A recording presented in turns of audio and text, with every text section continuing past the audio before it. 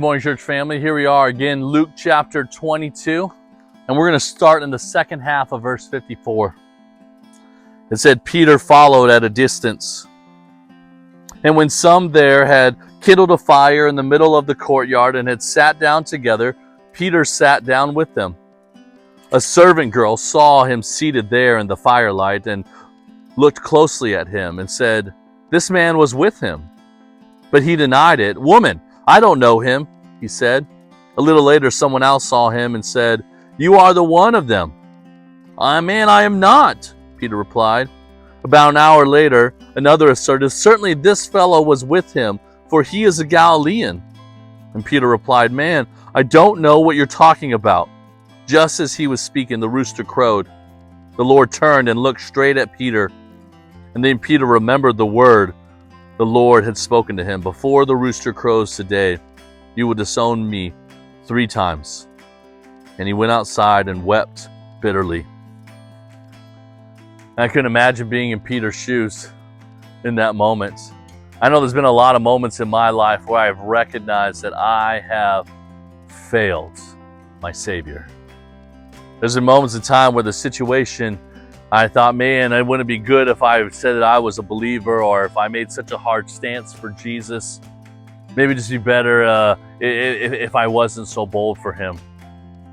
Probably even hurt Peter even more that just a few little hours ago, Peter was there saying, "Lord, I'm ready to follow you by sword or by death, by prison, no matter what it is. I would be willing to face all of that for you."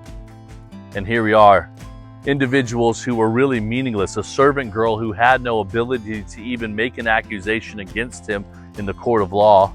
Another individual, none of these individuals were chief priests or anyone who had real authority by which to speak or to condemn Peter, but in every one, he responded very worldly, responded swiftly in contradiction to his relationship with Christ. And I remember here in Proverbs, it reminds us that we are to be slow to speak. For in our slowness, in our thoughts, we make wiser decisions. We count up the cost. And I think that's important for us in our life. Have you counted up the cost of following Christ? And if you have counted up the cost, have you counted up the cost not from the earthly perspective, but from a heavenly one? What is the greater cost, to deny Jesus before man, or deny Jesus before the King? Jesus reminds us that as anyone who acknowledges me before man, I will acknowledge before my Father, but whoever disowns me before man, I will disown before my Father. Man, as believers, we need to recognize that our relationship with God is not something to be afraid of. It is a gift given to us.